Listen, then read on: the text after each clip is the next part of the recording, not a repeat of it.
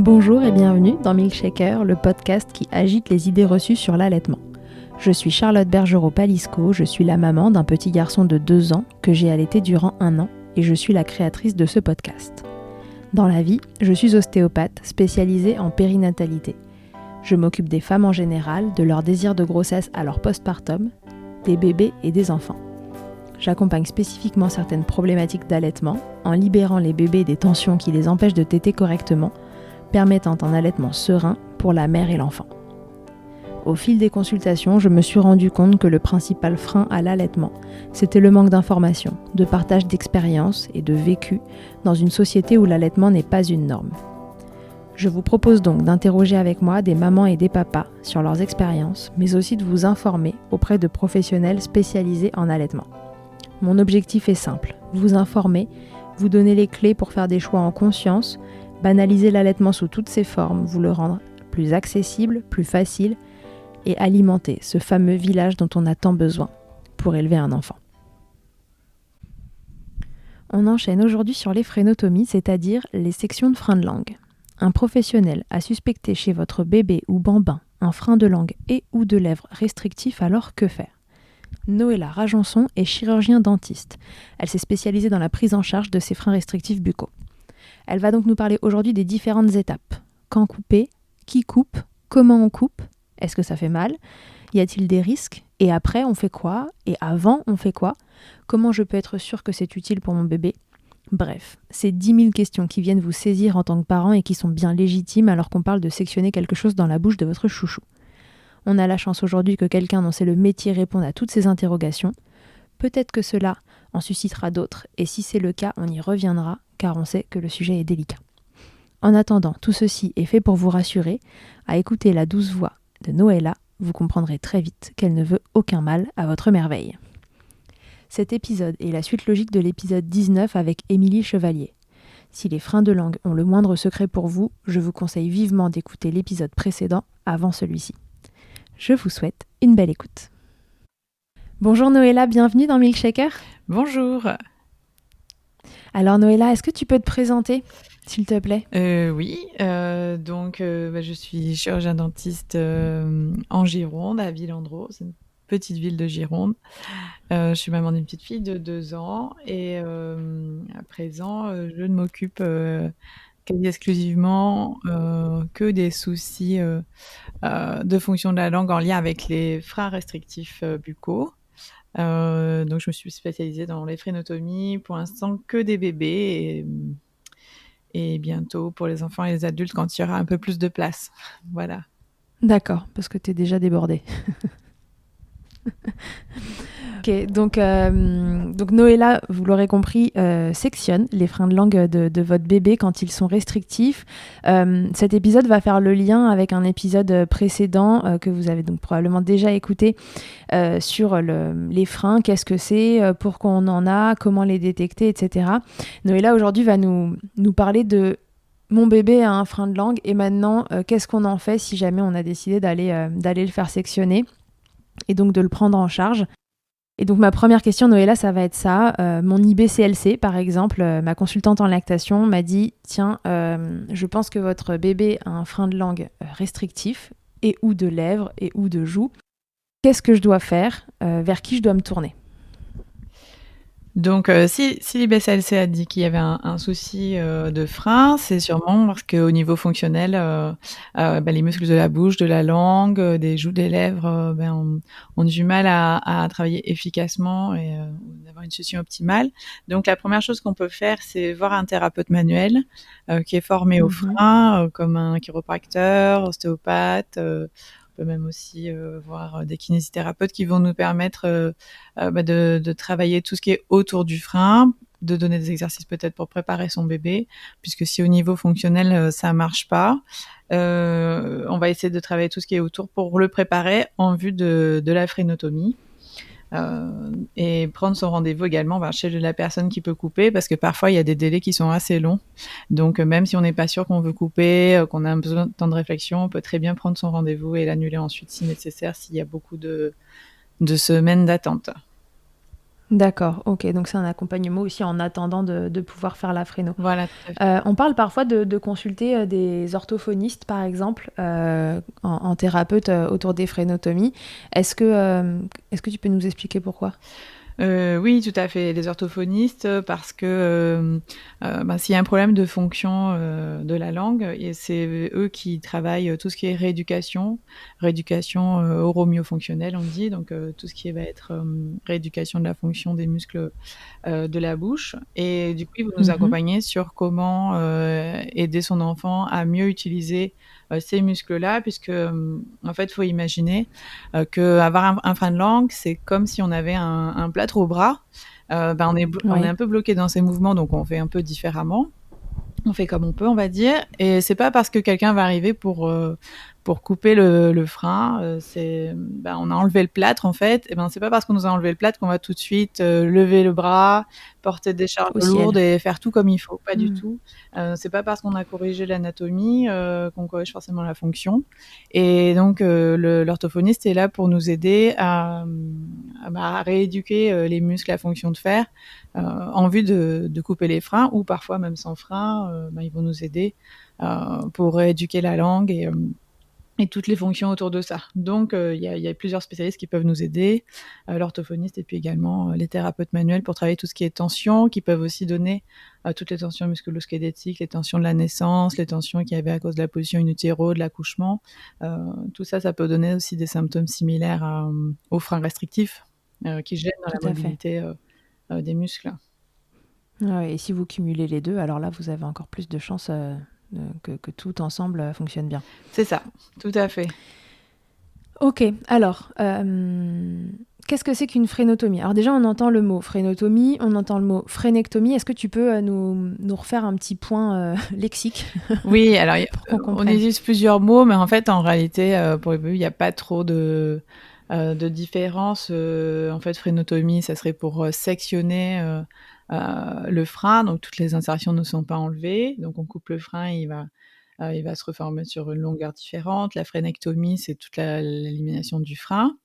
La frénuloplastie, c'est quand on va mettre des sutures. Donc en fait, tous ces termes, ça change pas grand-chose, ça change pas grand-chose. Le but, c'est en fait d'aller modifier ce frein, donc en le coupant, pour qu'il soit plus problématique. Ouais, l'idée c'est de libérer la langue de cette contrainte anatomique, Voilà, tout à peu fait, importe le mot qu'on pose dessus. c'est ça. Ok. Après, dans le type de frénotomie, on n'a pas tous la même définition, des frénotomies.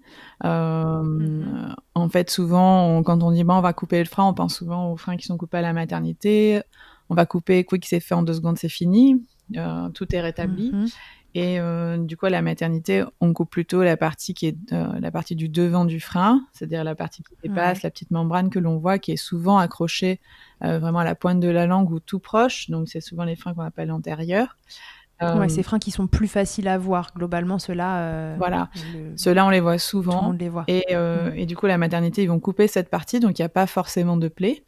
Heu et Mhm. hem et on différencie, les autres frénotomies comme moi je réalise ou d'autres praticiens réalisent, qui sont, plus profondes, et donc là, il y a une plaie, donc on va couper la partie du devant s'il y en a une, mais parfois il y a pas toujours cette partie antérieure, visible.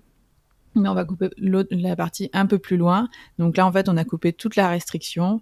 Il y a une étude assez récente, qui date de quelques années, qui avait montré que la restriction, en fait, elle pouvait être beaucoup plus loin que juste la partie de devant. Ça pouvait être la muqueuse, le rose que l'on voit sous la langue, la couche de Mhm. fascia, c'est-à-dire ce qui enveloppe le muscle juste en dessous, donc sous cette couche, donc qui n'est pas visible de l'extérieur. Et parfois même pour les plus grands, une partie du muscle qui est trop court aussi, qui est restreint puisqu'il s'est développé comme ça.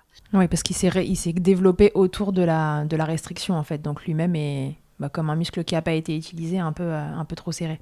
C'est ça. Donc en fait, on n'a pas tous cette même définition. Il y en a donc qui vont couper que juste cette partie visible de devant de la muqueuse, donc c'est-à-dire une partie de la muqueuse, et d'autres qui vont couper toute la restriction, c'est-à-dire toute la muqueuse, voire muqueuse plus fascia, voire certains muqueuse fascia et une partie de muscle. Cette frénotomie qu'on dit complète, souvent entre partielle et complète, et ben, elle engendre une plaie.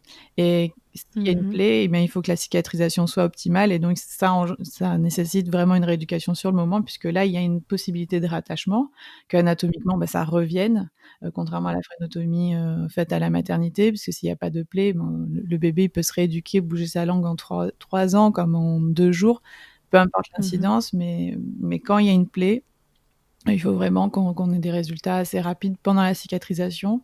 Donc on fait toute cette préparation autour pour que le bébé bouge au maximum, ben, le bras qu'on a libéré du plâtre, comme je disais, hein, il faut qu'il bouge au maximum pour que Mhm. ça cicatrise comme ça.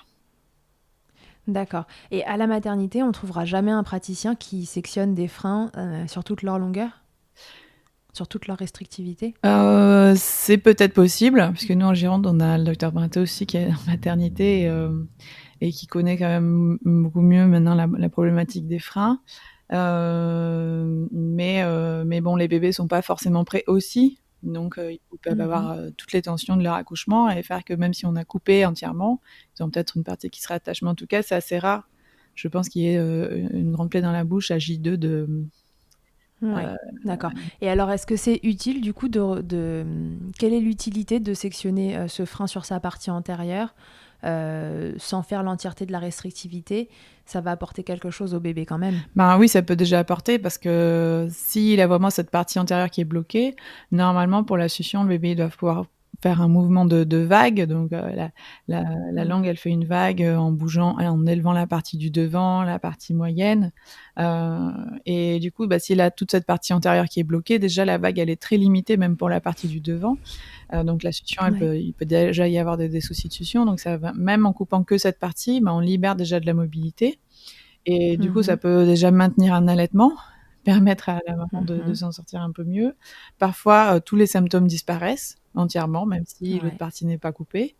Et même si ça s'en va que partiellement, au moins, ben, le bébé pourra déjà remuscler ce qui a été libéré en vue d'une frénotomie complète s'il le faut plus tard. Donc déjà, ça peut déjà apporter beaucoup parce que essayer de rééduquer un muscle qui est bloqué vraiment du devant jusqu'au fond, c'est déjà Ça lui beaucoup plus permet de se limité. remuscler au moins en partie. Comment?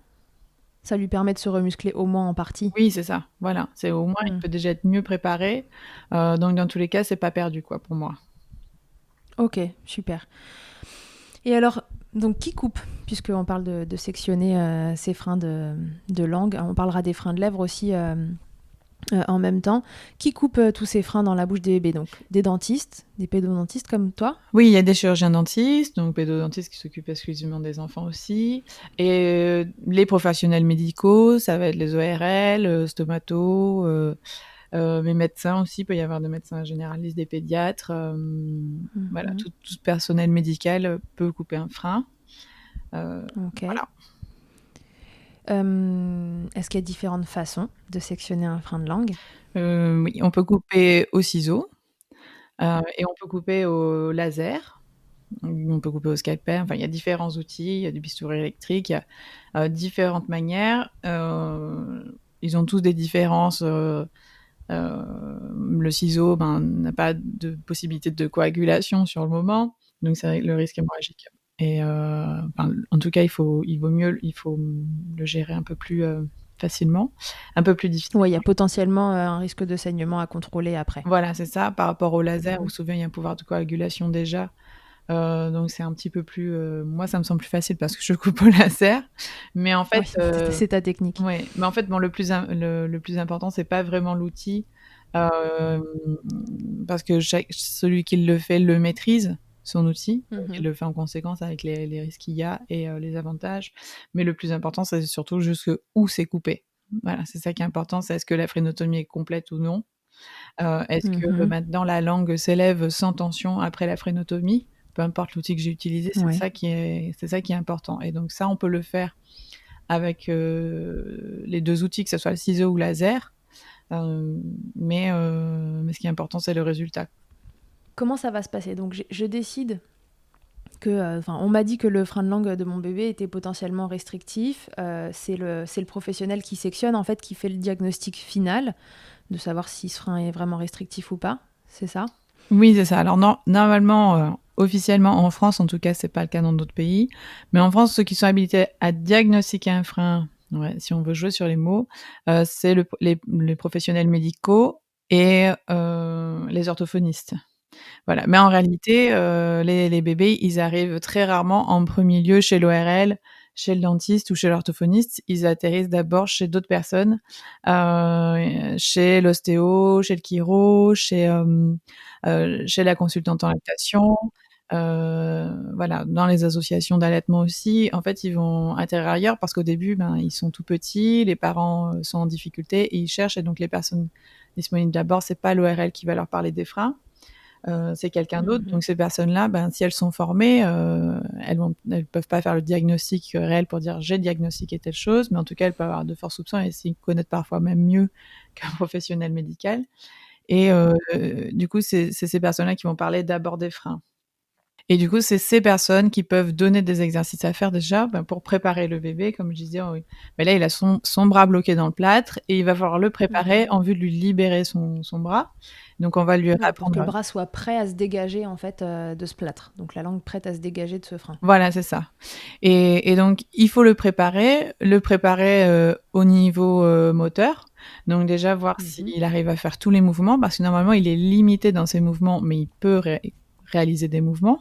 Donc Oui. déjà, on regarde s'il arrive à réaliser tous les types de mouvements, ce qui va faire qu'il va remuscler tous les muscles de la langue dans les différents mouvements de ce qu'il peut en tout cas. C'est un peu comme Oui. avec mon plâtre, ben, je peux faire des choses, peut-être que là je suis bloquée pour lever mon bras, mais en tout cas, je peux Mmh. quand même me servir un verre, je peux faire des choses, mais en fait, du coup, bah, comme je suis bloquée, que ça tire, et ben, je les fais pas. Voilà, il y a une découverte moteur que je ne fais plus. Je fais D'accord. très schématiquement, bien sûr, mais, euh, mais c'est un petit Non, peu non, mais l'idée. comme ça, c'est très Voilà, clair. je suis bloquée, donc il y a même des mouvements que j'évite. Bah, là, c'est un peu pareil au niveau moteur. Parfois, ils ont pas ils ne font pas certains mouvements. Il y a des réflexes qu'ils n'ont pas. Le réflexe de sortir la langue, de bouger la langue sur les côtés. Donc déjà, au niveau moteur, on va les réhabituer. On va à faire cette découverte. On va les solliciter pour bouger la langue dans les différents mouvements. On va remuscler. Et puis également, on va travailler sur les tensions musculo-squelettiques qu'il peut y avoir, les tensions crâniennes, toutes ces tensions qui peuvent les gêner dans la mobilité déjà de ce que eux ils peuvent. Donc on va travailler tout ce qui est autour du frein avec un thérapeute manuel. Donc il y a beaucoup de chiropracteurs qui sont formés en France. Il y a aussi des ostéopathes, des kinés, comme je disais. Et donc eux, ils vont travailler tout ce qui est autour, vraiment les muscles, les fascias, les positions, les postures, les tensions crâniennes, tout ça pour permettre de travailler ce qui est autour, pour, même si on peut pas étirer un frein, parce que ça c'est pas possible, on peut pas étirer un frein, l'agrandir, sinon on les couperait pas, Mmh. ça serait facile.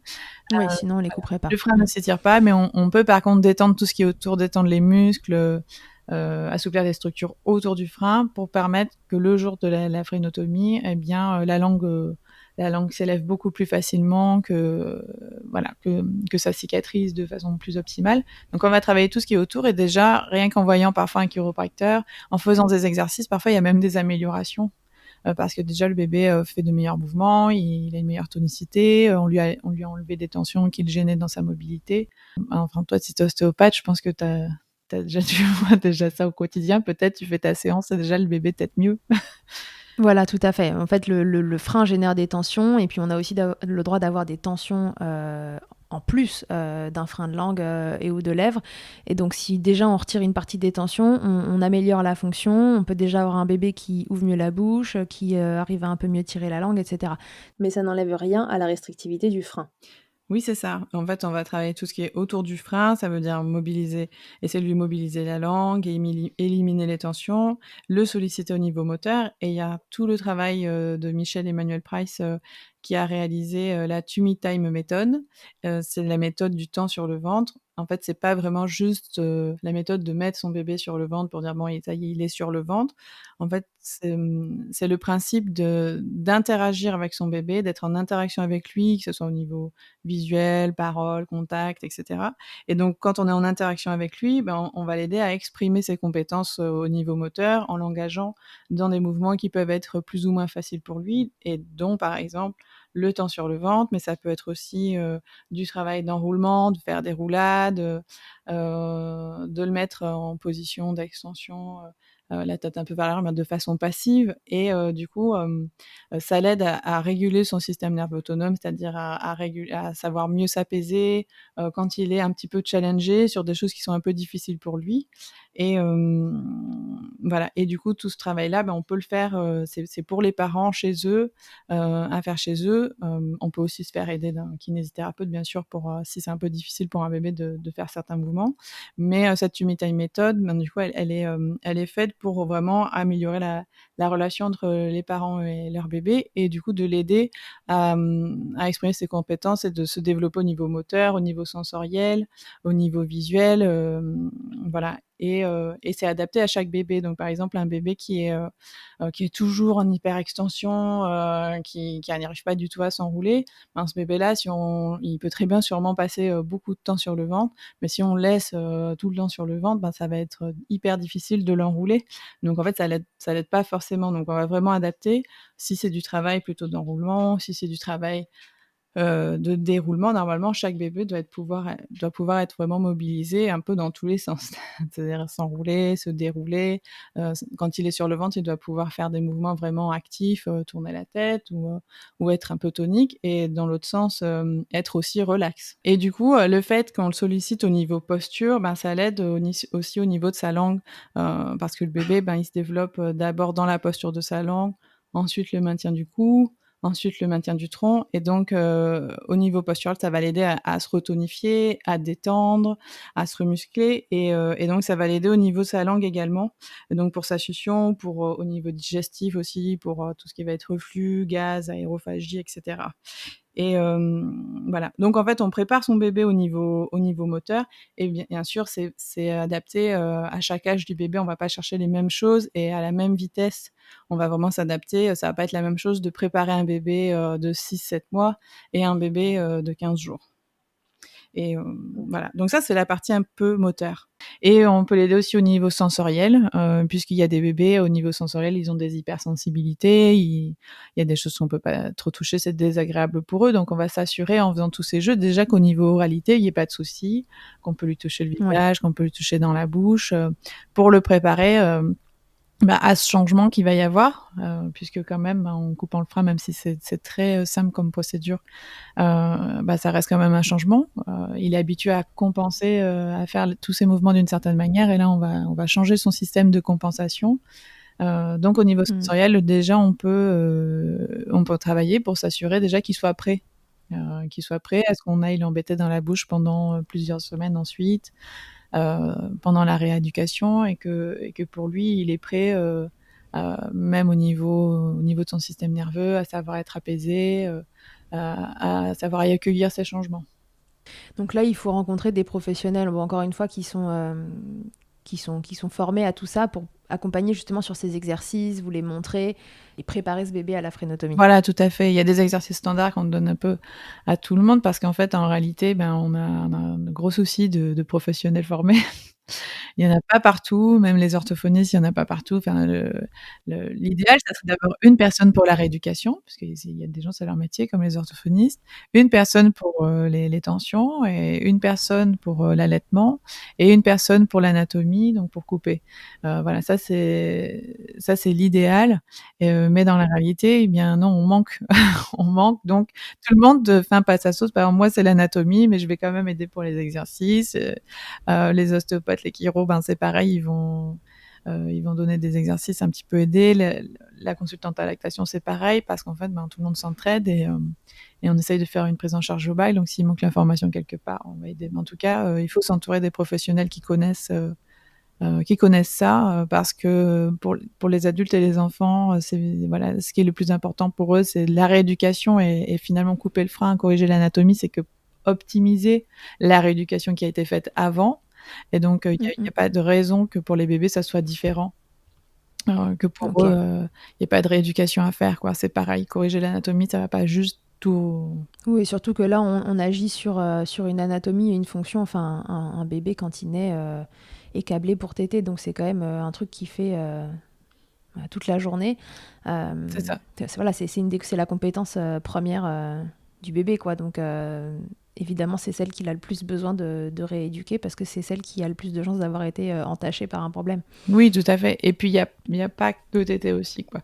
Si on veut couper, on va s'occuper de toute la fonction de la langue. Donc, ça va être aussi sa posture au repos, bouche fermée, langue collée au palais, qui va lui assurer plus tard de bien garder une respiration De par bien le nez, respirer. de bien faire grandir sa mâchoire, son palais, les voies nasales au-dessus, tout ça. Donc, en fait, on va vraiment regarder tout dans son ensemble et de rétablir toute la fonction. Ouais, voilà, on en parlait dans l'épisode précédent sur les explications sur les freins. Tout ça n'est pas qu'une histoire de succion et d'allaitement, c'est sur les autres répercussions pour à moyen et à long terme que tout ça va avoir son impact. Donc on rééduque pour l'allaitement parce que c'est souvent ça qui vous amène à faire la frénotomie dans un premier temps, mais on le fait aussi pour plein d'autres compétences que bébé développe et enfant et adulte ensuite. Tout à fait, oui. Et alors, combien de temps ça prend, finalement, cette préparation à la frénotomie ? Là, quand on en parle, on a l'impression que c'est quelque chose d'assez fastidieux. Est-ce qu'il y a des bébés qui sont prêts rapidement, d'autres qui sont prêts plus tardivement ? Raconte-nous. Alors en fait, c'était très long à expliquer, mais en fait, il y a pas vraiment de timing, il y a pas de posologie, de prescription à faire sur, il faut absolument faire tant de semaines d'exercice, des de séances de chiropraxio, ou d'ostéopathie. C'est vraiment du cas par cas, puisqu'en fait, là, j'ai vraiment checké la liste des choses qu'il faut regarder. Donc qu'est-ce que ça donne au niveau moteur? Qu'est-ce que ça donne au niveau posture? Qu'est-ce que ça donne au niveau des tensions? Qu'est-ce que ça donne au niveau des réflexes pour la succion, où on en est de l'allaitement. Donc voilà, on va regarder tout ça et donc on va travailler ce dont a besoin le bébé. Donc si par exemple au niveau sensoriel c'est bon, ben c'est bon. Voilà, si au niveau moteur, ça va mais qu'il est juste limité dans ses mouvements, ben c'est bon. Donc du coup il y a pas de, il y a pas de temps prédéfini, donc il y a des bébés qui vont être prêts, très vite en fait. Ils vont peut-être, on va aller checker chez un thérapeute manuel qu'au niveau tension, il y en ait pas beaucoup et en fait, ben c'est bon, ou peut-être la première séance déjà ça lui a fait du bien et puis tout le reste est bon et on va aller sur une fréno, très, très vite. Donc il y a des bébés qui vont avoir des frénotomies à quelques jours de vie, des frénotomies complètes et d'autres bébés, qui vont mettre beaucoup plus de temps, quelques semaines ou quelques jours de plus, parfois des grands bébés, ça va être peut-être une question de mois parce qu'il y a aussi la question de la coopération quand ils grandissent. Mhm. Voilà, mais il y a vraiment pas de temps prédéfini, heu, pour ça. Ça c'est sûr. Et d'ailleurs, même parfois les plus petits bébés, ils ont moins de tension que des grands parce que la lactation peut-être elle est encore, elle est à fond, donc ils ont peut-être moins besoin de compenser sur leur succion et du coup parfois ils ont peut-être moins de tension. Je sais pas si toi tu le vois, si Ouais, c'est ce que j'allais te dire. Moi, je vois ça régulièrement au cabinet, c'est-à-dire que les bébés dans les premières semaines de vie peuvent finalement ne pas démontrer énormément de tension. Mais si on a un frein très restrictif là-dessous, moi j'ai toujours un peu peur, entre guillemets, de est-ce que ce frein, si la lactation ne suit pas complètement, est-ce que ce bébé va plus se tendre parce qu'il va compenser la restrictivité de ce frein avec tous ses muscles et sa posture. Et du coup, je me dis toujours, est-ce que ça vaudrait le coup pour ces bébés-là de peut-être un peu moins les préparer et d'aller un peu plus vite sur une frénotomie pour leur éviter finalement de se coincer. Est-ce que ça te parle ? Oui, moi ça me parle parce que ça m'est déjà arrivé des bébés, il y a des circonstances qui font que je les vois très vite. Ils ont quelques jours de vie et donc il y a un frein, anatomiquement qui restreint beaucoup donc voilà, qui est bien présent et en fait, ça va. La maman, ça va, la Mmh. lactation, ça va, ça fait, voilà, ça fait 10 jours, la montée de lait, elle est là, le bébé, il a pas beaucoup de voilà, il a pas beaucoup de travail à fournir sur la succion. Le réflexe d'éjection est assez fort pour qu'il y arrive, mais en même temps qu'il s'étouffe pas. Enfin, ça va bien, quoi. Et du coup, moi, j'informe. Bon, voilà, il y a le frein. Et en même temps, la maman, elle se sent pas trop. Moi, ça a l'air d'aller. Le Mmh. bébé, ça a l'air d'aller. Il a pas trop de soucis. Donc, est-ce qu'on va vraiment se lancer dans une frénotomie?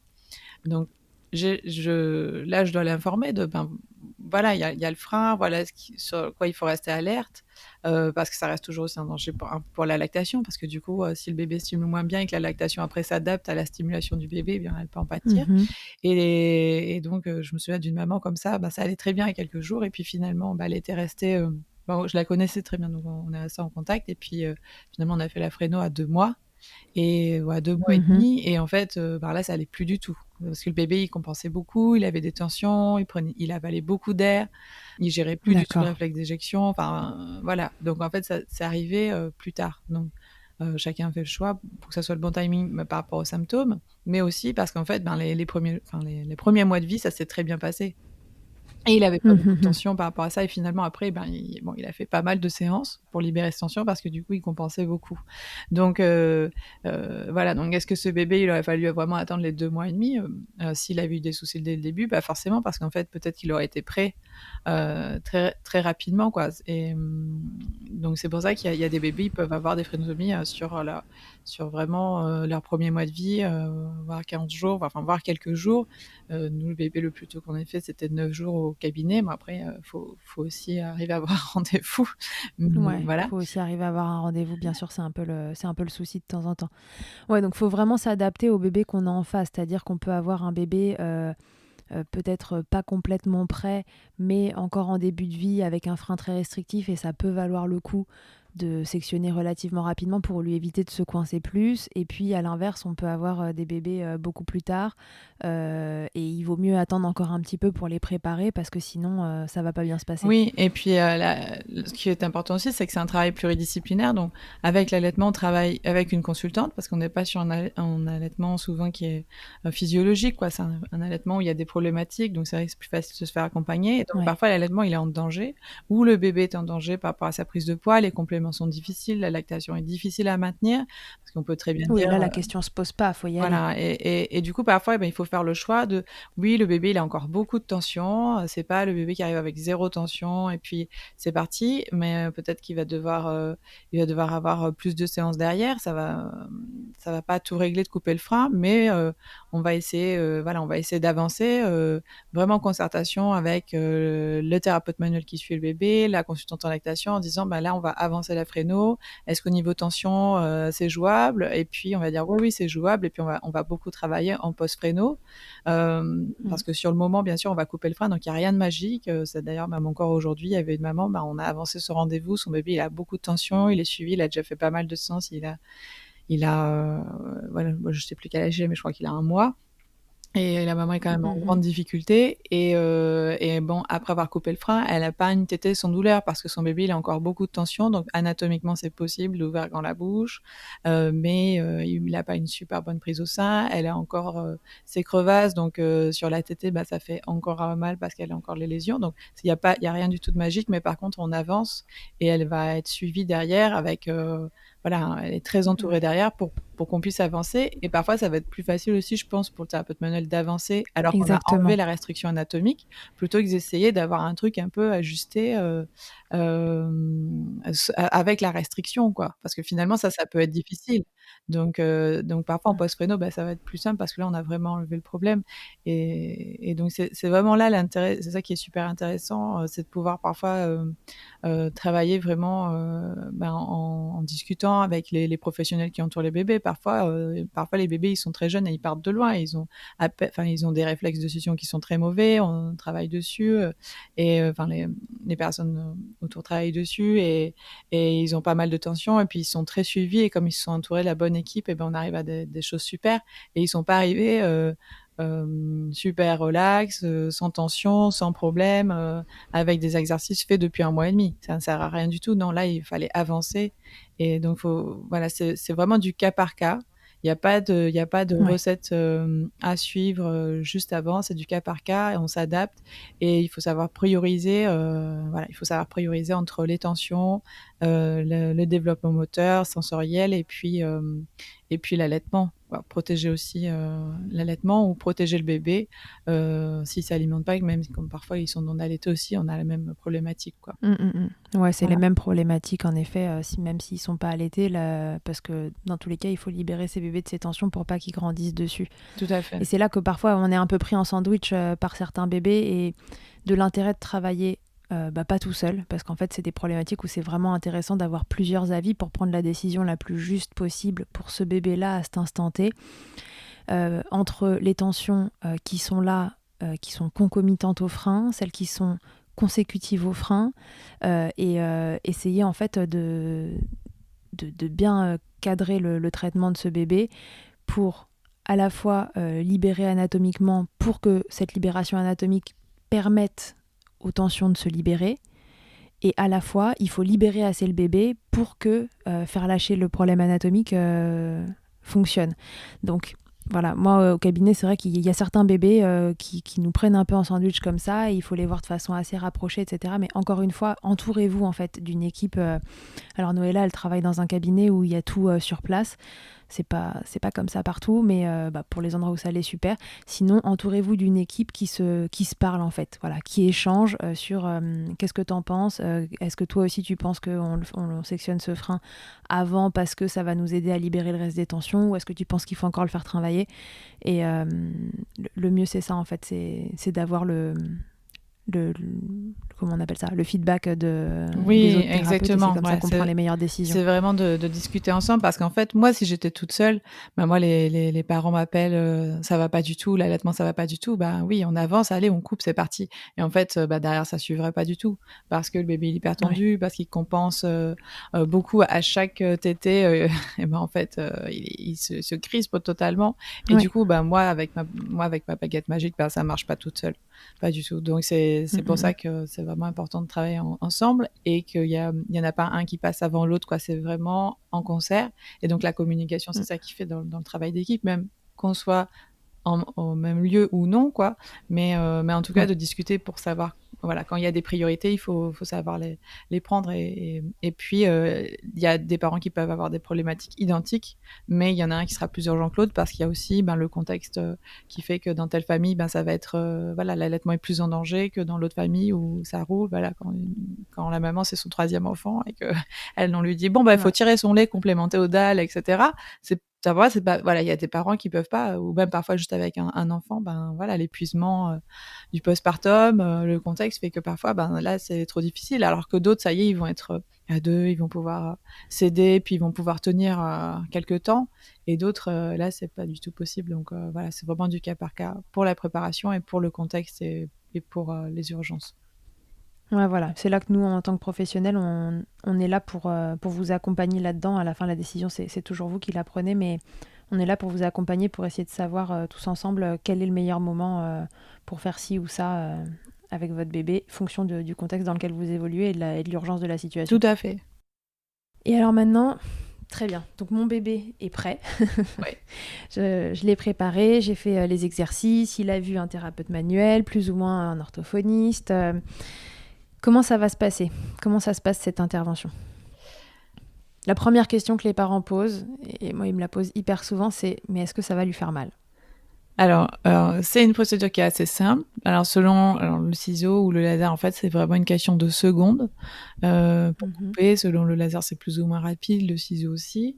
On va couper des structures qui sont quand même un peu innervées, plus ou moins, mais en tout cas, elles le sont. Donc, pour moi, ça reste une intervention qui peut engendrer de la douleur sur le moment. Même si tout le monde n'est pas d'accord sur voilà, la quantité d'innervation et tout.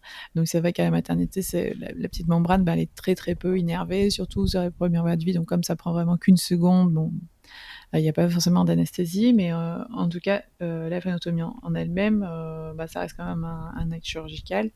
Donc pour moi, ça indique une anesthésie. D'accord. Voilà, alors une anesthésie locale, parce qu'en réalité, on va vraiment couper que la partie superficielle. On est vraiment à moins d'un millimètre de profondeur en réalité. Donc il n'y a pas besoin forcément d'injecter un produit pour les tout petits bébés.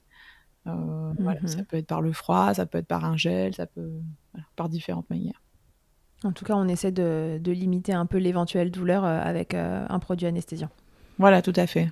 En plus, chez les bébés, on peut s'aider aussi avant 3 mois. On peut s'aider de solutions sucrées, des tétées aussi. Des études ont montré que la tétée, ça diminue aussi la douleur d'un geste opératoire. Donc, il y a plein de choses différentes.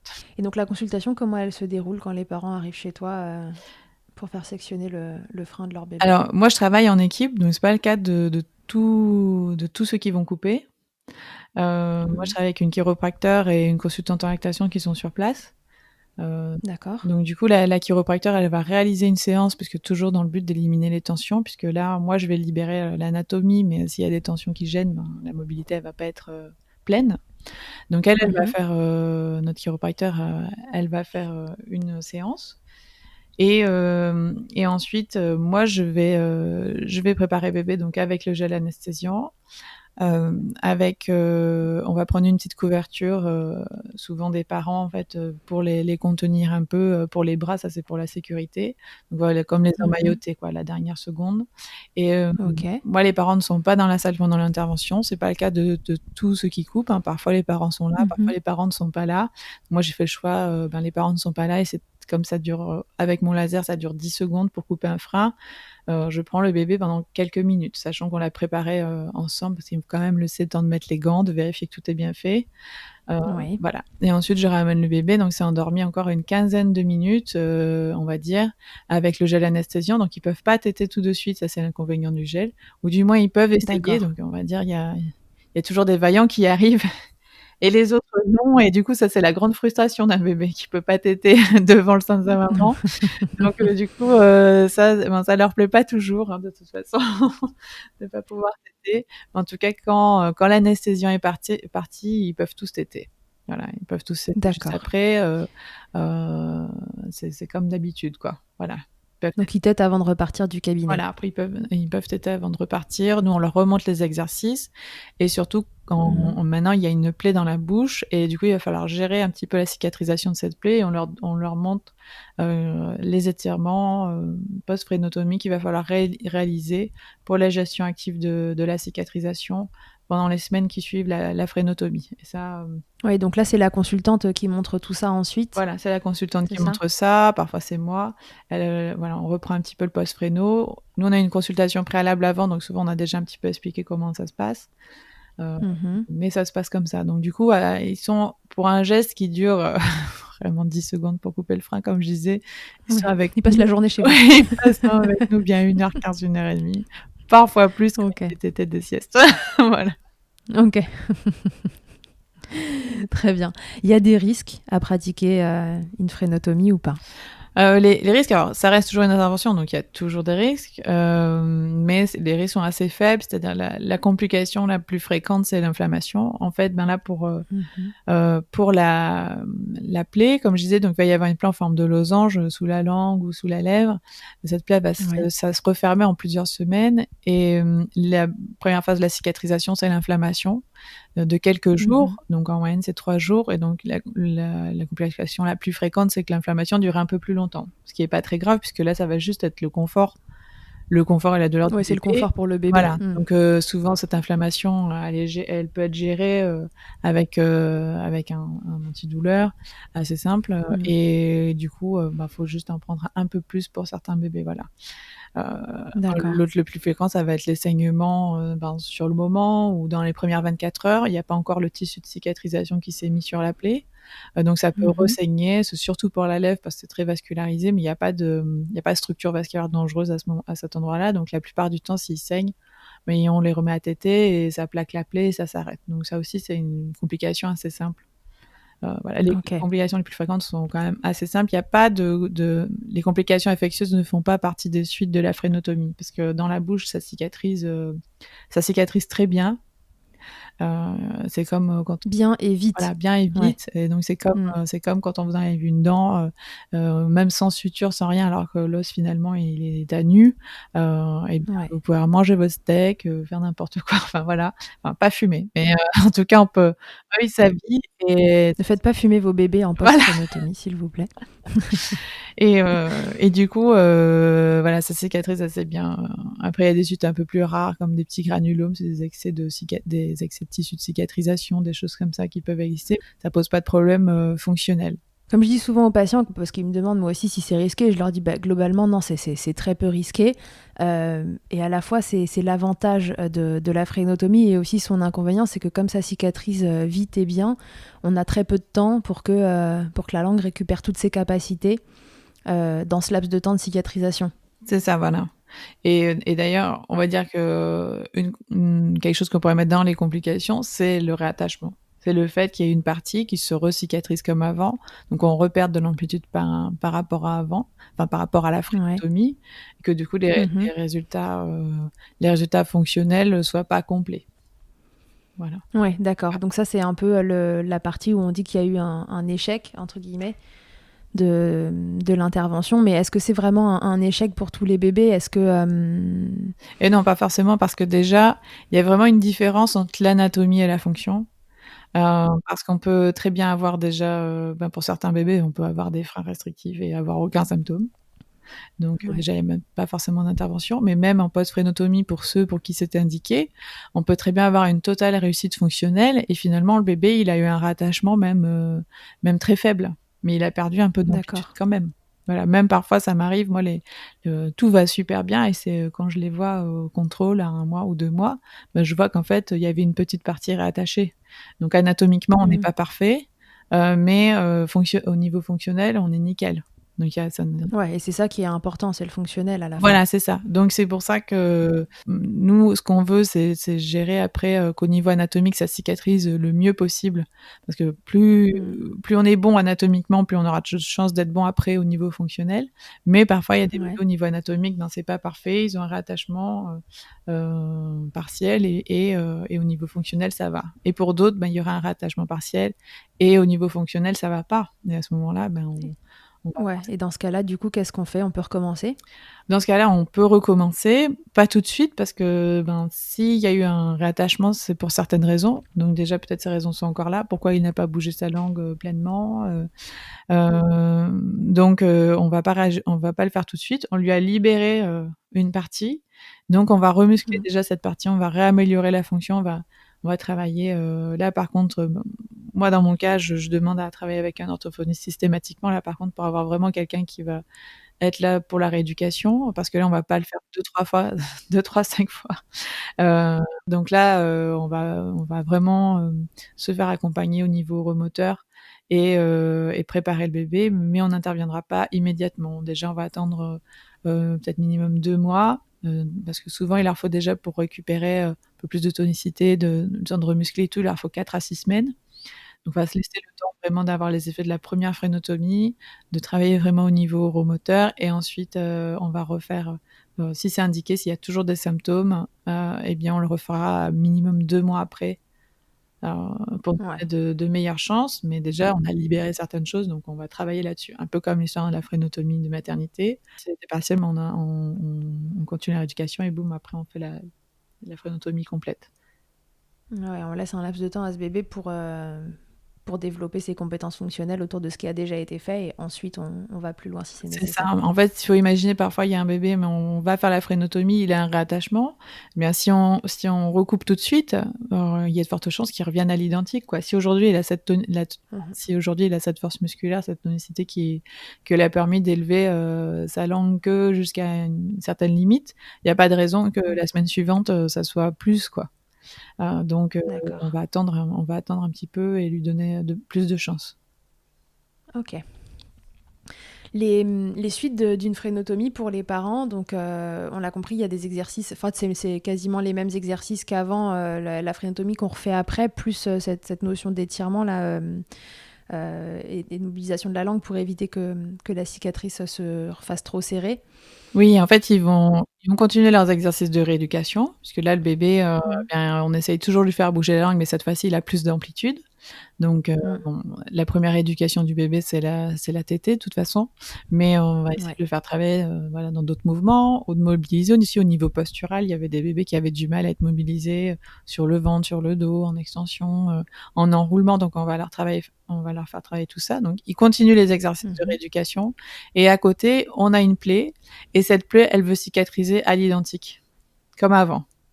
Et Mm, mm, nous, on mm. veut maintenant qu'elle gagne de l'amplitude, donc on veut pas qu'elle cicatrise comme avant et donc on va gérer cette cicatrisation, on va aider son bébé à pouvoir lever la langue, lever la lèvre, en fait étirer les muscles qui n'ont jamais été étirés jusque-là puisqu'ils n'ont jamais eu cette Mhm. amplitude.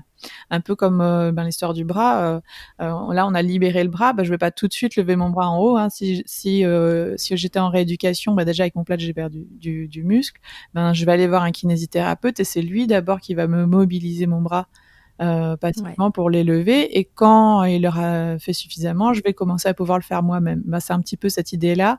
On va aller lever la langue pour le bébé, nous, de manière passive, et puis à force, le bébé va y arriver de lui-même jusqu'à cette amplitude, mais au début, il n'a pas la tonicité forcément pour aller les lever au max. Sauf que comme ça cicatrise, bah, si on le laisse faire de lui-même, peut-être qu'il va arriver que Mhm. jusqu'à une certaine amplitude, mais pas complète. Donc c'est pour D'accord. ça que nous, on va aller le faire pour lui. Voilà, donc selon le type de frénotomie, avec suture, sans suture, voilà, la gestion de la plaie se fait différemment, mais en tout cas, quand il y a une plaie en forme de losange comme ça, alors il n'y a pas d'étude qui dit il faut faire des étirements ou il faut pas faire d'étirements. Là-dessus, il n'y a pas de consensus scientifique, donc chacun le fait Non, c'est à l'expérience. voilà, chacun le fait en conscience. Moi, je le vois aussi dans les résultats, on me disait de faire certaines choses, puis on a modifié parce que les résultats étaient moins bons ou meilleurs. Donc c'est pareil, voilà, chacun fait en conscience dans le suivi de ses propres patients. Moi, ce que je veux, c'est qu'ils aient les meilleurs résultats. Oui, en se disant que tous les professionnels qui satellitent autour des freins en apprennent encore au quotidien. C'est encore un sujet où, comme tu le disais, il y a pas de consensus scientifique sur toute la partie prise en charge.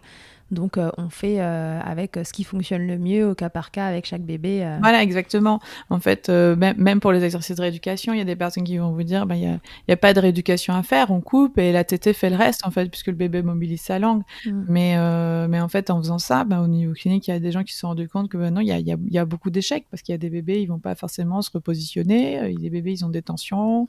Il y a des bébés, voilà, ils ont d'autres facteurs qui font qu'ils la mobilisent pas. Donc, c'est pour ça qu'on fait Ouais. ces exercices de rééducation, pour donner les meilleures chances au plus grand nombre. Et c'est pareil pour moi, je vois un peu de la même manière pour les étirements. Donc, il y a des personnes qui font ça depuis plus de 10 ans, des frénotomies de manière exclusive, et ils partagent leurs résultats, et ils font des étirements et ils ont de meilleurs résultats comme ça. Donc moi, je les suis Mhm. et je le vois aussi au quotidien pour les bébés qui vont avoir plus de difficultés. Ces étirements sont là un peu pour pallier les difficultés qu'ils ont au début. Et donc, moi, je le propose également sur ces semaines de cicatrisation.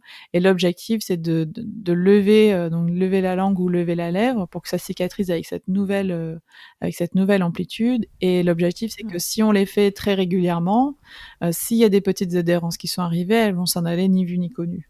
Mais si on les espace de beaucoup et qu'il y a une adhérence, soit elle va pas se détacher, soit elle va se détacher de manière douloureuse sûrement. Donc, Ouais. c'est pour ça que Donc, mieux vaut les faire fréquemment. voilà, c'est pour ça qu'on cherche une régularité par rapport à ça. Donc, il y a pas d'étude qui va dire faut les faire toutes les 2 heures, les 6 heures, les 12 heures. Donc, chacun le fait en conscience. En tout cas, l'objectif, c'est que ce fameux losange reste un losange, quoi.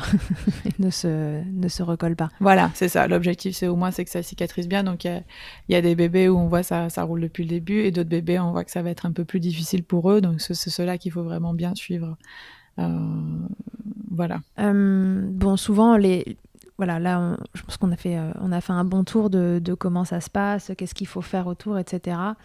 Quand on leur explique ça, les parents, il y en a quand même qui sont réticents à l'idée d'aller sectionner quelque chose dans la bouche de leur bébé. Alors, certains diront, bon, est-ce que c'est que pour l'allaitement? Parce que si c'est que pour l'allaitement, laissez tomber, on va pas l'embêter. Qu'est-ce qu'on pourrait dire à ces parents pour les rassurer éventuellement mais leur faire comprendre l'importance de le faire si ça semble nécessaire? En fait, à la base, c'est sûr que personne n'a envie d'aller sectionner quelque chose dans la bouche de son bébé. C'est sûr, personne. En plus, c'est pas parce que le bébé a des freins et des soucis, avec des symptômes, que c'est un bébé qui pleure tout le temps. Donc parfois, même, ils ont un bébé plutôt souriant. Alors on se dit, mince, je vais aller l'embêter.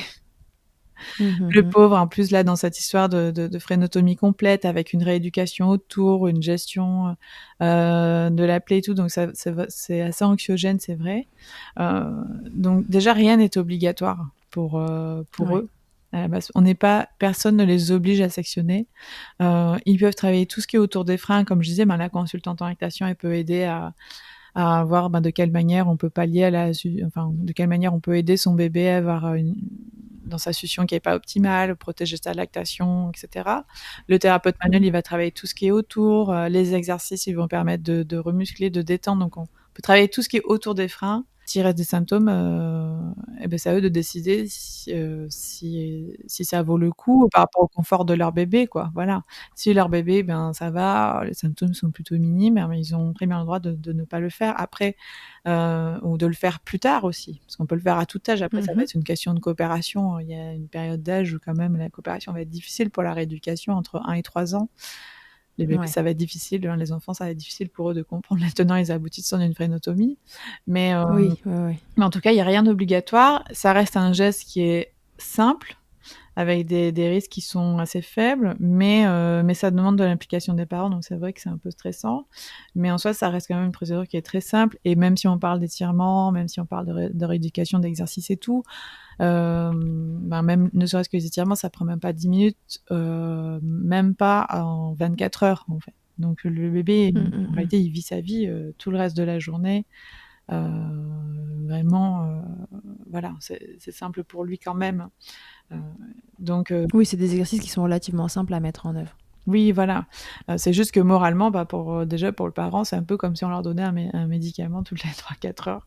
Se dire: «Ah Ouais. mince, je vais aller l'embêter», quoi. Voilà, c'est la charge mentale est plus lourde, je pense. Voilà, OK. pour les parents, c'est un peu lourd, mais en tout cas, ça reste un geste qui est facile et surtout, il y a quand même, voilà, des résultats qui sont là aussi.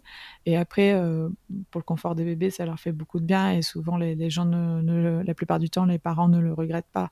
Donc ça reste quelque chose qui est une procédure qui est simple pour le bébé.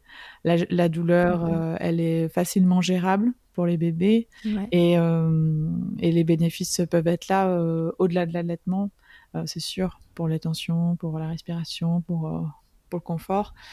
Mais personne ne les oblige, ils peuvent vraiment prendre le temps. Parfois, il y a des parents même avec les exercices, ça va mieux. Donc ils se disent: «Est-ce qu'on va le faire maintenant, pas maintenant?» Et ils se laissent le temps de réfléchir aussi. C'est leur droit Mmh mh. puisque finalement le bébé doit être prêt, mais aussi les parents dans le sens où ils doivent, l'accompagner. OK. Oui, et puis de toute façon, il n'est jamais trop tard pour faire sectionner un frein qui est restrictif. Donc ça peut être fait plus tard si c'est pas le moment pour vous et pour votre bébé. Ça pourra Voilà, toujours être ça fait peut plus être fait tard. plus tard. Dans tous les cas, il y aura une rééducation, donc ce sera plus ou moins facile ou peut-être qu'il y aura des choses à rattraper supplémentaires plus tard. Si, par exemple, la croissance du visage, il y a plus trop de place, il faudra peut-être, faire des choses supplémentaires. Mais en tout cas, personne ne les oblige à le faire du moment que le bébé n'est pas en danger, heu voilà, Ouais, du tout à moment fait. qu'il peut être alimenté et dormi. Donc voilà, je sais pas si c'est vraiment un bon boost. Je sais pas si c'était très rassurant. Mais en tout cas, voilà, ça reste quand même, assez simple et du moment qu'on est accompagné, qu'on a des gens pour répondre à nos questions, voilà, qu'il y a des personnes, qui sont là dans le post-réno, on n'est pas tout seul avec la plaie de son bébé et se dire: «Bon, qu'est-ce que je fais maintenant?» Voilà, Oui. moi je conseille qu'il faut bien se faire accompagner, s'entourer, même moralement. Voilà, s'entourer des personnes qui croient en ce que l'on fait pour son bébé, ça fait du bien aussi moralement au lieu de se dire: «Ah mince, qu'est-ce que tu racontes? Faut aller vers ci, vers ça» et puis on n'est pas soutenu. Ouais. Ouais, être soutenu sur tous les plans, que ce soit par les professionnels ou par son entourage aussi, qui soit bienveillant autour des démarches. Voilà, tout à fait. Et alors à l'inverse, les professionnels me disent que mon bébé n'a pas de frein restrictif. Moi j'ai quand même un doute. Je me dis, tiens, il a quand même plein de symptômes qui laissent penser, enfin qui me font penser à ça. Comment je peux être sûre du diagnostic, du diagnostic des soupçons, des non-soupçons de ces professionnels? Qu'est-ce qui peut me laisser penser que la personne a bien regardé ou mal regardé? Est-ce que tu as quelques tips à nous donner pour que les parents ils puissent s'orienter ils sont allés chez le pédiatre qui leur a dit non, non, il n'y a pas de frein, vous inquiétez pas, tout va bien. Qu'est-ce qui peut guider les parents pour savoir si il a vraiment regardé, s'il s'y connaît ou non? Oui. Alors, dans un premier temps, si on attend la réponse du pédiatre ou du médecin, à part certains qui connaissent un peu, tout le monde ne connaît pas les freins, tous les types de freins restrictifs. On parlait surtout de Mhm. ceux de maternité antérieure, mais il y a ceux qui sont accrochés moins là. Donc, il faut se dire déjà dans un premier temps que le professionnel de la succion de son bébé, ça n'est pas son pédiatre ou son médecin généraliste. Ils ont D'accord. plein d'autres choses à regarder dans la bouche ils ont plein d'autres choses à regarder pour le bébé, sur ses premiers contrôles, là, des 2 semaines, 1 mois, et cetera. Et du coup, c'est pas les professionnels de la succion, pas du tout. Donc si on a un souci avec son allaitement, on consulte un professionnel de l'allaitement, mais son pédiatre n'est pas un professionnel de l'allaitement la plupart du temps. Même si certains, effectivement, ont fait des formations. Mais voilà. Donc déjà, si on a un souci, on va voir des personnes pour qui c'est vraiment le domaine. Si son bébé n'est pas allaité, on peut aussi voir des consultantes en lactation pour tout ce qui est succion du biberon ou des orthophonistes aussi par rapport à ça. Moi, j'ai déjà eu des bébés, voilà, ils prennent leur biberon en 1 heure et puis finalement, le pédiatre, ben, il sait pas trop quoi faire et il l'a adressé à une orthophoniste. Et l'orthophoniste, même si elle n'était pas formée au frein, elle a vu effectivement, voilà, ça n'allait pas et elle a pu réadresser à quelqu'un qui était formé. Donc le tout, c'est de trouver les personnes dans le parcours et c'est vrai que c'est pas forcément facile. En tout cas, faut pas forcément attendre du pédiatre que ça soit lui qui dise oui ou non, je balaye cette hypothèse. En fait, si à un moment on veut vraiment éliminer l'hypothèse des freins, il faut trouver quelqu'un qui a vraiment regardé. Donc, faut se dire, ben, pour regarder, la personne, elle va regarder tous les mouvements de la langue. Donc déjà, elle va y mettre les doigts dans la bouche, va regarder si la langue, elle bouge dans différents mouvements, de quelle manière aussi. Il peut téter le doigt si c'est un tout petit bébé pour vérifier sa succion ou vérifier une tétée, etc. Donc déjà, pour dire non, il n'y a pas de frein, il faut vraiment avoir regardé la langue dans tous ses aspects. Donc, si par exemple on dit d'un regard, ah non, c'est bon, il n'y a pas de frein, juste du regard, ça ne marche pas. Voilà. Il y a des freins qui sont évidents, des freins restrictifs qui sont évidents. Donc, oui, de façon évidente, on peut dire, ah oui, c'est sûr, il y a un frein. Mais éliminer cette hypothèse, on ne peut pas l'éliminer d'un revers de la main. C'est pas possible. Parce qu'il y en a qui sont beaucoup moins évidents. Donc déjà, se dire, s'il élimine cette hypothèse en 2 minutes, ça marche pas. Ensuite, si par exemple on se dit ben ça y est, je suis tombée sur quelqu'un qui connaît un petit peu les freins, il me dit non non mais c'est bon, il y a pas de frein. Ben, on peut aussi lui demander l'anatomie du frein. Ah mais c'est quel type de frein? Parce que normalement anatomiquement il y a des classifications, même si bon, ça change pas grand chose, mais bon on peut dire 1, 2, 3, 4 ou des freins antérieurs ou postérieurs. Tout le monde a un frein, à moins d'avoir une maladie spécifique. Tout le monde a un frein de langue, tout le monde a un frein de lèvres la plupart du temps. Donc ouais, la question c'est pas est-ce qu'il y en a un, c'est lequel c'est et est-ce qu'il est serré. Voilà. Donc comme ça, si la personne dit bah non, je vous dis qu'il n'y a pas de frein, déjà ça marche pas trop. Déjà c'est pas bon signe. Donc parce que tout le monde a un frein, donc au moins on aurait pu un peu nous indiquer, ben c'est un frein de type 3, mais voilà, des choses comme ça pour se dire un petit peu voilà ce que la personne parle. Et si on va par exemple tout de suite chez un ORL où on dit ah non moi on m'a parlé de frein, je fonce là-bas pour savoir. Donc il y a beaucoup c'est vrai, il y a beaucoup de familles, en tout cas que je vois qui parfois on dit ben j'ai vu un ORL, j'ai vu un maxillo, etc. Qui m'a dit qu'il n'y avait pas de frein. Du coup, avant d'aller consulter cette personne, on peut lui poser la question, est-ce que vous coupez les freins postérieurs? C'est-à-dire, est-ce que vous coupez les freins qui sont pas juste accrochés devant? Donc ça, on parle frein antérieur, frein postérieur, c'est pas une vraie classification, mais en fait, c'est un petit peu dans le langage courant de ce Ouais, c'est dans le domaine-là. langage courant entre pros. Ouais. Voilà. Et donc, du coup, si on lui dit, est-ce que vous coupez les freins postérieurs? Il saura un petit peu de quoi on parle. Et donc, soit il vous dira, je vois pas de quoi vous parlez. Donc déjà, peut-être que lui, il ne coupe que les freins antérieurs ou que la partie antérieure, donc peut-être qu'il ne verra pas du coup les autres types de freins. Et si vous dites oui, je coupe les freins postérieurs, bon ben on peut se dire que peut-être il voit tous les freins. Et ça arrive aussi qu'il y ait des personnes, des ORL, il y en a tout près de mon cabinet qui ne coupent pas les freins postérieurs, mais qui les voient. Ils vont dire il y a un frein postérieur, moi je ne m'en occupe pas. Mais au moins il sait de quoi on parle et donc il n'a pas non plus enlevé ça du revers de la main, quoi. Enfin, enlevé cette hypothèse. Ouais, ça c'est plutôt bon signe de la part d'un professionnel qui dit juste bon bah voilà, en effet il y a quelque chose, mais c'est pas moi qui m'en occupe et dans ces cas-là il réadresse. Exactement, voilà. Et ça c'est bien. Donc du coup, une question qu'on peut poser, même si le bébé n'a pas de frein postérieur, c'est est-ce que vous coupez les freins postérieurs? Pour moi, c'est une astuce pour dire, est-ce que déjà il va prendre en compte tous les types de freins avant de m'envoyer balader. Ok, donc c'est quelqu'un qui met à un moment ou à un autre les doigts dans la bouche de votre bébé, qui vérifie les mouvements, teste le frein manuellement et qui n'a pas juste jeté un coup d'œil. Et qui va poser des questions évidemment sur le contexte et le fonctionnel, pas que l'anatomique, mais qu'est-ce que ça engendre. Voilà, si ces seuls critères, c'est est-ce que le bébé prend du poids et il est en vie, Ça, c'est pas c'est bon. pas le seul critère, voilà. D'ailleurs, je pense que les bébés que je suis, il y a peut-être un tiers qui a des problèmes sur leur courbe de poids et peut-être même pas, quoi. Mais tous les autres, c'est pas une question forcément de problème de prise de poids. Les bébés, c'est pas juste des systèmes digestifs avec des bras, quoi. Donc voilà, si le seul critère c'est, bah, non, il prend bien du poids, c'est bon, ça ne suffit pas, quoi. C'est pas suffisant. Tant mieux parce que ça évite un problème de plus, mais c'est pas suffisant. C'est ça, voilà et l'autre critère, c'est, bah, vous avez pas de douleur au sein, bah, non, c'est bon, voilà, ça n'est pas non plus, le seul critère à prendre en Ouais, compte. pareil. Donc c'est Ouais, vraiment ouais. quelqu'un qui On a va vu des bébés regarder. avec des freins très restrictifs, on sait pas trop comment, mais arriver à ne pas faire mal à leur maman. Ouais, c'est ça. Donc voilà, quelqu'un qui va regarder un petit peu l'ensemble pour se dire: «Ben, il y a ça anatomiquement et il y a ça comme problématique» et si la personne vous dit: «Non, il y a pas de frein», bah, il faut qu'elle vous trouve une autre solution, quoi. Quelqu'un à qui vous adresser Ouais. parce que s'il y a des problèmes de succion, ben, les réponses comme, «Bah, il s'est pas tété, c'est comme ça», «Oh, il y en a qui croquent, il y en a qui croquent pas». Ouais, en fait, on doit pas vous laisser sans solution. On Voilà, doit pas juste vous dire que c'est de votre faute de la faute de l'allaitement ou que ce bébé tète mal et puis voilà, c'est la vie, pas de bol à la loterie, vous n'êtes pas tombé sur le bon. Ça, c'est pas du tout une réponse satisfaisante. Si la personne en face n'a pas la solution, elle doit au moins creuser pour que quelqu'un d'autre vous en apporte une. c'est ça, voilà, je pense que ça, c'est normalement, ben, tout personnel de centre professionnel de santé Oui. doit avoir, normalement, c'est au moins faire ça au minimum. C'est-à-dire quand c'est pas dans notre champ de compétences, on délègue, on oriente, parce qu'on a le droit vraiment de pas avoir toutes les réponses. Moi-même, je les ai pas, toutes les réponses Mm. parce que du coup, on m'adresse des bébés qui ont des soucis de succion et parfois c'est pas que les freins et donc j'ai pas forcément la réponse ou la solution mais du coup, Mm. faut pouvoir, réadresser. Voilà, donc Ouais, ouais. si on vous dit juste: «C'est la vie», ça marche pas et voilà, il faut aller creuser, trouver quelqu'un en tout cas, s'il y a un problème, voilà, trouver quelqu'un qui sait la spécialité et qui vous réadresse s'il ne vous apporte pas de piste, quoi. Ouais, voilà, nous, en tant que professionnels, on se doit d'aller creuser quand il y a un truc qu'on ne sait pas, qu'on ne connaît pas.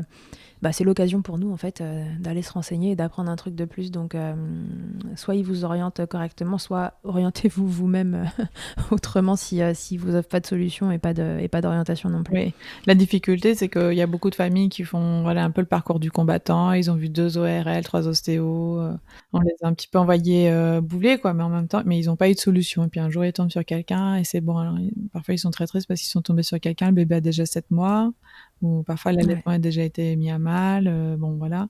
Mais c'est vrai que parfois, c'est le parcours du combattant et c'est vrai que c'est ça qui est difficile moralement pour les familles, quoi. Ouais, c'est lié au fait que ce soit encore une problématique pas toujours bien renseignée auprès des professionnels de santé et donc certains ne savent pas mais ne savent pas qu'ils ne savent pas en fait. Oui, c'est ça. C'est Exactement, tout le problème. on sait pas que quelque chose existe si on en a pas connaissance, de toute manière. Mais, Mm. voilà. Ok, donc si on veut faire un petit résumé de ça, si j'ai en face de moi un professionnel qui va évaluer si mon bébé a un frein de langue ou non, en tout cas s'il est restrictif, c'est quoi les points que je peux checker en tant que parent pour savoir s'il a l'air de vraiment s'y connaître ou pas? Mais c'était les mouvements de la langue. Donc est-ce que la personne, elle va regarder les différents mouvements, mettre vraiment les doigts dans la bouche pour aller voir l'anatomie du frein, quel type de frein Mm. c'est. Donc, on peut demander aux professionnels quel type de frein c'est et même aussi pour les consultantes en lactation, toutes ne sont pas formées aux freins restrictifs. Donc même si on la voit et qu'on a des soucis, on peut très bien aussi lui poser, ces mêmes questions, voir si elle va vraiment checker tout ça, lui demander, ben, quelle est l'anatomie du type de frein, si elle connaît le frein postérieur, voilà. Et aussi une question qu'on peut aussi poser quand on va voir un professionnel, au lieu de dire par exemple si on va avoir un chiropracteur ou une consultante en lactation, bon vous connaissez les freins? Parce que tous vont vous dire bah oui je Mhm. connais les freins, parce qu'au minimum tout le monde connaît les freins de l'histoire de maternité, quand on fait un peu de pédiatrie. Mais on peut leur demander aussi, est-ce que vous faites les suivis pré et post frénotomie? Puisque là, dans les frénotomies complètes, on est dans le cadre d'un suivi de rééducation et du coup, c'est une question qu'on peut leur poser. Est-ce que vous faites les suivis pré-post fréno? Et comme ça, si elles connaissent un peu les freins, elles connaissent la prise en charge, pluridisciplinaire, autour et c'est une question, qu'elles peuvent comprendre. Ok. Voilà, donc même chez les IBCLC, et chez les chiros et chez les ostéos, on peut poser les choses de cette manière-là pour avoir vraiment, un aperçu de leur connaissance vis-à-vis des freins restrictifs buccaux avant qu'ils vous disent: «Non, non, c'est pas un frein». Même chez la consultante en lactation, même: «Non, non, c'est pas un frein», ben, voilà, l'anatomie du frein, le suivi pré-post frénotomie, et si elle va, heu, regarder la langue, vraiment, dans son anatomie et dans sa fonction, tous ces éléments-là. Ok, ouais, donc ça c'est valable, peu importe le professionnel, pédiatre, médecin, ORL, ostéo, chiro, kiné, tout le monde. Vous pouvez, s'ils s'y connaissent un minimum, ils sont censés savoir répondre à ces questions et faire ce que Noëlla vient de vous expliquer. Voilà, exactement, pour tous. Ok, bon, super. J'espère que ça vous aura apporté les tips pour savoir qui vous avez en face de vous et savoir s'il vous donne une information qui a l'air juste ou non. Ce qui marche aussi pas mal dans ces cas-là, c'est le bouche à oreille. Évidemment, en tant que professionnel, je pense qu'on voit beaucoup de monde aussi au bouche à oreille parce que un parent qui a eu cette problématique oriente sa copine, sa cousine, sa tante, son machin au professionnel parce qu'il sait qu'il a pris en charge ce truc-là de la bonne façon. Donc le bouche à oreille peut être un élément de plus qui vous oriente. Oui, en fait, souvent, du moment qu'on tombe sur un professionnel qui est formé, comme c'est un travail pluridisciplinaire, il a un réseau. Donc il saura nous réorienter vers une autre personne d'une autre profession, la plupart du temps. Ouais, voilà. Si vous avez accroché une partie du réseau, après, normalement, Voilà. il saura vous réorienter vers les autres correctement. C'est ça, tout à fait. Ok. Merci beaucoup, Noëlla. Merci d'avoir participé à cet épisode de Milkshaker pour nous raconter la vue de l'intérieur des sections de frein de langue et d'avoir expliqué aux parents comment ça se passe, comment ça peut se passer. Je pense que ça va être très utile pour les parents de t'entendre parler aussi pour prendre une décision pour ceux qui hésitent. Oui, j'espère que ça aura été clair pour tout le monde. Voilà. Bien sûr, et puis s'il y a des questions, on les verra arriver en commentaire. Je te laisserai vérifier Très bien. les commentaires quand l'épisode sortira. Super. Ok, bon, merci encore, et puis à tous et à toutes, à très bientôt dans Milkshaker. Merci 1000 fois d'avoir écouté cet épisode de Milkshaker. Vous pouvez suivre l'actualité du podcast sur le compte Instagram du même nom et sur mon site internet charlotte-bergerot.fr où vous retrouverez tous les épisodes mais aussi une rubrique Milk Letters constituée de témoignages écrits, un autre support pour vous transmettre toujours plus. Si vous avez aimé ce podcast, n'hésitez pas à m'aider en le soutenant. Pour cela, je vous invite à vous abonner, à laisser un commentaire, à lui attribuer 5 étoiles en fonction des plateformes ou encore en parlant beaucoup autour de vous. Je ne vous présente plus Emma et son titre I'll Be There qui continue de nous accompagner. Et je vous dis à très vite pour un nouvel épisode. D'ici là, n'oubliez pas, prenez soin de vous, milkshakez autant que vous le voudrez et bousculons ensemble les idées reçues sur l'allaitement maternel. I hate to see you down. Can't stand to know you're hurt. When you say it's getting loud, the voices in your heart. And you know I get it, so let it all out. Keep your head up, your masterpiece, and I'll swear that I'll be there by your side. A text away, you know you can find me. It just takes a whisper and I'll be there to listen. I got you, I'll fight with you, 'cause I love you. I'll be there, I'll be there. Oh, I'll be there, I'll be there. I know I'm not perfect. Sometimes I look myself, but I hope you know I care. You can meet me anywhere. You know I get it, so let it all out. If anyone comes at you, then I'll swear that I'll be there by your side. A text away, you know you can find me. It just takes a whisper and I'll be there to listen. I got you, I'll fight with you, 'cause I love you. I'll be there, I'll be there. Oh, I'll be there, I'll be there.